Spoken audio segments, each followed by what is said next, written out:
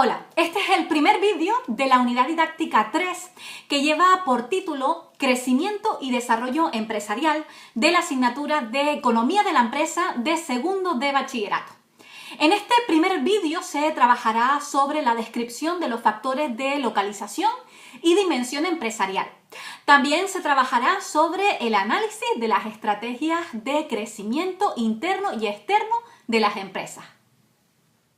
En este primer esquema inicial simplemente vamos a hacer una pequeña definición de la localización de la empresa, que se define como un lugar o emplazamiento elegido por el empresario para realizar o desarrollar su actividad productiva.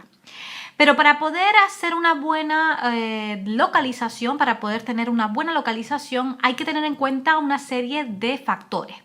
En primer lugar, la localización y el tamaño han de ser estudiadas cuidadosamente porque implica una gran cantidad de recursos.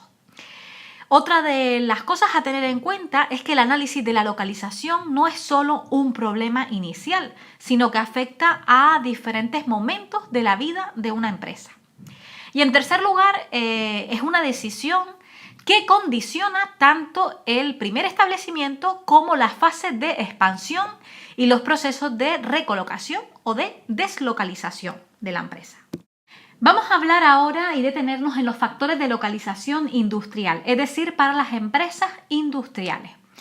En primer lugar, como aparece aquí en la diapositiva, la disponibilidad y el coste del terreno. Este factor será más determinante para aquellas empresas que requieren grandes superficies para su instalación, como por ejemplo petroquímicas, fabricantes de automóviles, etcétera, pues que tienden a localizarse alejadas de los núcleos urbanos en donde el terreno o el suelo es más barato. Otro de los factores va a ser la facilidad de acceso a las materias primas. Y es que las empresas tratan de situarse cerca de sus fuentes de suministro de materias primas. Otro de los factores va a ser la existencia de mano de obra cualificada. En este caso interesará que en la zona elegida exista suficientes trabajadores cualificados para cubrir los distintos puestos de trabajo de la empresa. Además, habrá que tener en cuenta que el coste de la mano de obra también varía de unas zonas a otras. El cuarto factor va a ser la dotación industrial y de infraestructura. Y aquí debe considerarse el nivel industrial de la zona y la existencia de otras empresas auxiliares, como pueden ser fabricantes de componentes necesarios para el proceso productivo, servicios de asistencia técnica, etc. Como quinto factor, vamos a tener en cuenta los transportes y comunicaciones. Y aquí hay que tener en cuenta la cercanía a redes de comunicaciones con el resto del territorio. Estamos hablando de carreteras, que haya puertos, ferrocarriles, etc. Así como también la disponibilidad de medios de transporte son también factores importantes. El sexto factor será la existencia de ayudas económicas o fiscales. Y es que para promover la instalación de empresas en determinadas zonas, la administración va a conceder determinadas ventajas económicas y fiscales que deben aprovecharse. Y otros factores, aquí podríamos hablar sobre el desarrollo económico y social de la zona, el ambiente de negocios imperante en esa región donde vamos a montar el negocio o el clima laboral y social existente. Aquí pues hablamos de la actitud de los trabajadores y de los sindicatos que también habrá que tener en cuenta. Hablaremos ahora sobre la localización, pero esos factores de localización comercial para las empresas comerciales. Comenzaremos hablando sobre un primer factor que es la proximidad a la demanda. Y es que estar cerca de los potenciales clientes es determinante. Así, para la instalación de un restaurante de lujo, por ejemplo, se va a buscar pues una zona en la que el poder adquisitivo sea alto, ¿verdad? O los colegios e institutos se construyen cerca de donde viven los alumnos. Incluso hasta una residencia universitaria debe estar próxima al centro universitario y tener también acceso fácil, ¿no?, de comunicaciones. Otro de los factores va a ser la visibilidad del local. Como factor complementario del anterior, pues es importante situarse en zonas de alto poder de atracción para el cliente o en lugares incluso estratégicos que resultan más visibles. En este caso son preferibles los locales con grandes fachadas situadas en calles peatonales y centros comerciales, incluso en zonas de gran tránsito peatonal, en plazas céntricas, etc. Otro de los factores es el coste del local. Y hay que considerar el precio del local y lo que va a costar acondicionarlo, ¿verdad? Y es que los locales mejor situados suelen ser los más caros, pero proporcionan una mayor rentabilidad que otros más baratos, pero peor situados. El cuarto factor va a ser la facilidad de comunicaciones y comodidad de acceso. Aquí es fundamental que el lugar elegido pues, sea de fácil acceso para los usuarios a través del transporte público o incluso tenga facilidades de aparcamiento. La comodidad para aparcar pues condiciona la localización, sobre todo en las grandes ciudades. Y el quinto factor va a ser la complementariedad de actividades, ya que cada vez son más atractivos los puntos de localización en los que existan ofertas de servicios complementarios, como las grandes superficies y los centros comerciales. Y por último vamos a hablar de las nuevas tecnologías y la localización. Y es que las nuevas tecnologías de la información y la comunicación que nosotros conocemos están cambiando el concepto de espacio físico de empresa. Y aquí estoy hablando del comercio electrónico o, por ejemplo, los servicios en línea, las nuevas necesidades sociales. Y aquí estamos hablando de la atención a la tercera edad, los servicios a la familia, la mensajería, los servicios de multiasistencia, etcétera, que de alguna forma están revolucionando el concepto tradicional de localización, aproximándolo más a una centralita telefónica o a un lugar en la red que a una oficina o un local comercial propiamente físico. Vamos a hablar ahora sobre la dimensión de las empresas. ¿Qué es la dimensión de una empresa? Es el tamaño de la empresa que hace referencia a su capacidad productiva o máximo nivel de producción alcanzable en un periodo de tiempo. Pero ¿cómo medimos esa dimensión? ¿Qué criterios utilizamos? Pues son esos 6 criterios que aparecen ahí. El primero es el número de trabajadores. Y aquí pues podemos denominar microempresas, aquellas empresas que tienen menos de 10 trabajadores, pequeñas empresas si en ellas hay menos de 50, medianas empresas si cuentan con menos de 250 trabajadores y grandes empresas si superan esa cifra.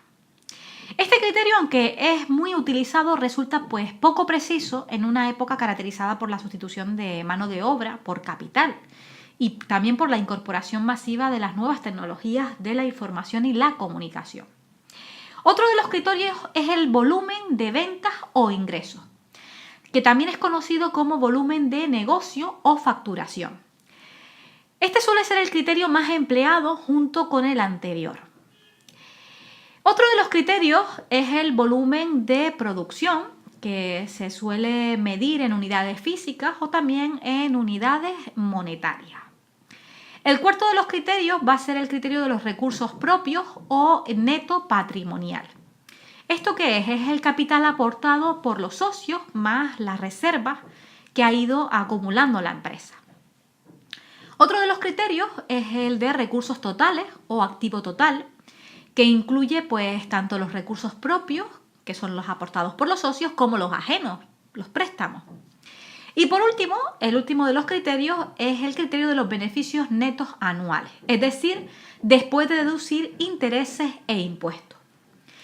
Claro, el uso de un criterio u otro pues nos dará una clasificación distinta de las empresas según el tamaño. Por ello, pues suelen utilizarse varios criterios que de alguna forma combinada dan una idea aproximada de cuál es esa dimensión de la empresa. El volumen de ventas y el número de empleados son los más utilizados, como ya comenté. Y aquí podemos observar en este cuadrante cómo, por ejemplo, la Unión Europea utiliza 3 criterios complementarios para clasificar las empresas. Y aquí aparece pues el número de trabajadores o en función también de su activo total y el volumen anual de ventas.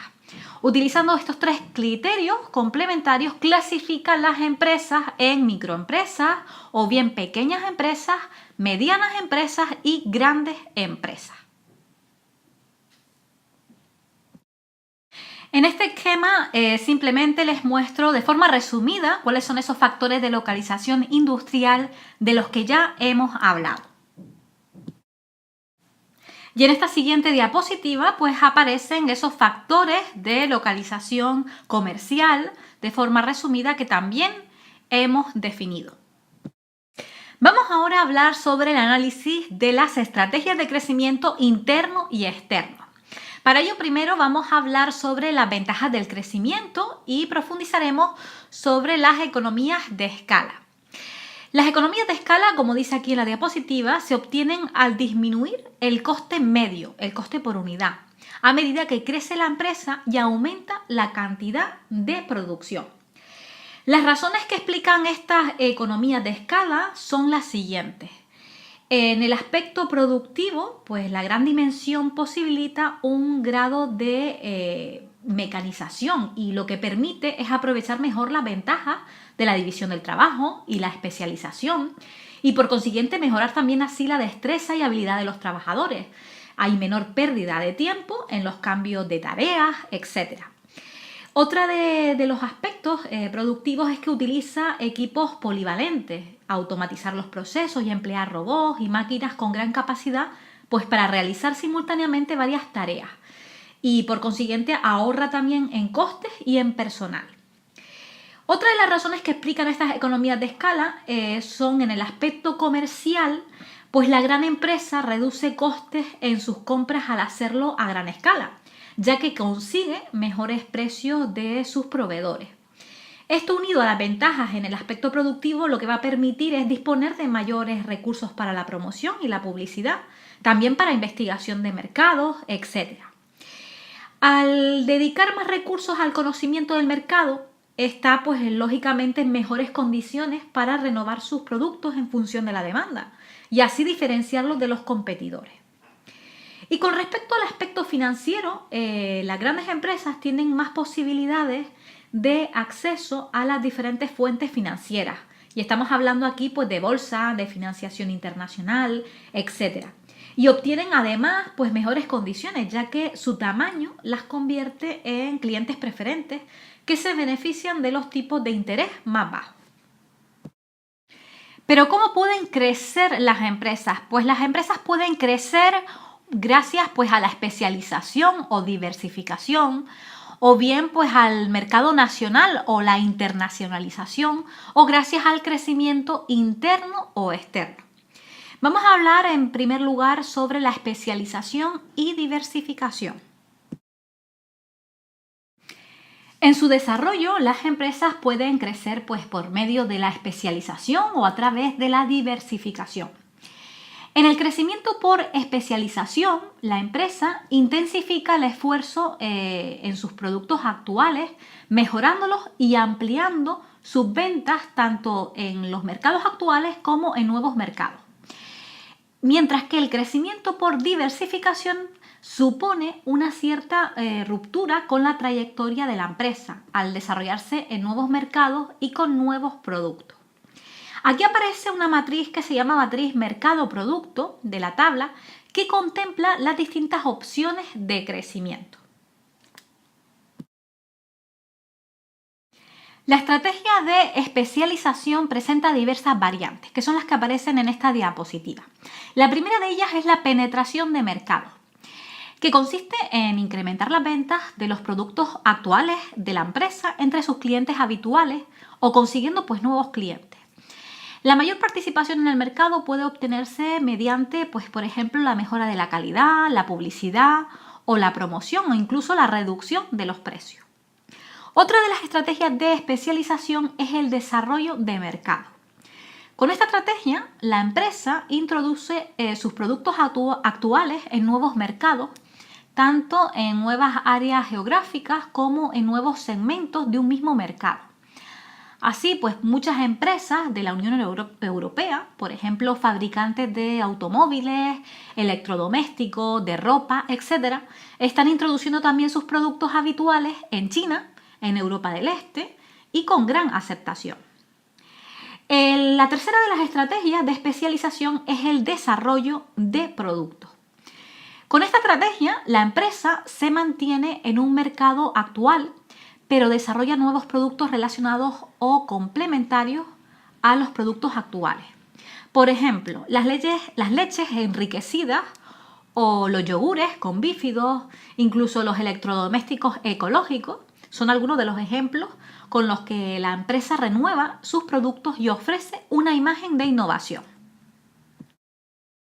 Con respecto a la estrategia de diversificación, la empresa pues, se diversifica cuando crece añadiendo nuevos productos y nuevos mercados a los ya existentes, ampliando así pues, su cartera de negocio.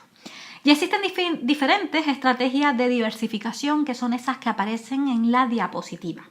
La diversificación horizontal, la vertical y la heterogénea. Con respecto a la diversificación horizontal, pues se da cuando existen alguna conexión o similitud entre los productos nuevos y antiguos de la empresa. Misma tecnología o, por ejemplo, similar sistema de comercialización, etc. Con ella, pues la empresa lo que añade son nuevos productos complementarios o sustitutivos de los ya existentes, tratando de ofrecer una gama pues, más amplia para atraer a nuevos clientes.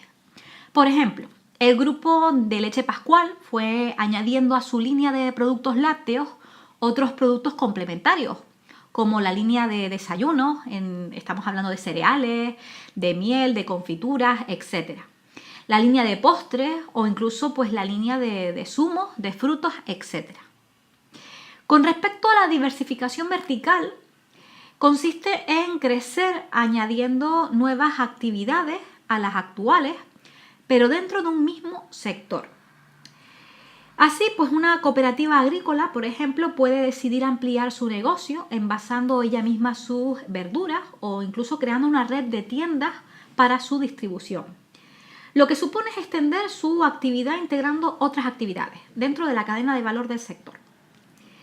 Y con respecto a la diversificación heterogénea, en ella pues no hay ninguna relación entre los productos nuevos y los antiguos, ya que se trata de explotar oportunidades rentables aunque no tengan relación con la actividad de la empresa. Un ejemplo es el de, por ejemplo, una fabricante de ropa que se convierte además en promotor y constructor de viviendas.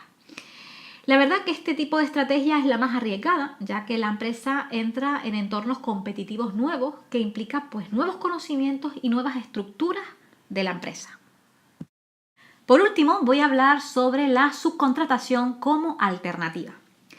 Mediante la subcontratación, una empresa, que es la empresa contratista o cliente, va a encargar a otra, que es la empresa subcontratista o proveedor, la realización de una actividad en unas condiciones estipuladas con la garantía de que le comprará su producción si cumple estas condiciones. Estos acuerdos entre estas empresas suelen ser estables y también están basados en la confianza mutua entre ellas y también en la expectativa de obtener beneficios recíprocos. Esta relación cooperativa tiene ventajas para ambas partes. Para la empresa subcontratista tiene la garantía de unas ventas estables y para la empresa contratista tiene asegurada la provisión de suministros en tiempo y calidad. Para ello, los subcontratistas pues, suelen instalar sus fábricas pues, cerca de los contratistas, lógicamente, para facilitar el flujo de productos. Y además, con estas redes de empresas se recuperan las ventajas de la especialización, ya que cada una se especializa en aquello que sabe hacer mejor. La ventaja de las redes de empresas está haciendo que este fenómeno, aunque no es nuevo, se esté generalizando en los últimos años. Esta subcontratación, por ejemplo, está siendo muy utilizada en el sector del automóvil, de la construcción y también pues, incluso en el sector textil, como empresas como Benetton, Cortefiel y Zara. Sobre todo en las actividades de fabricación, en las que las ventajas de la pequeña empresa son fundamentales. La calidad de las piezas es más fácil de garantizar en estas pequeñas empresas, donde el propietario controla directamente las operaciones.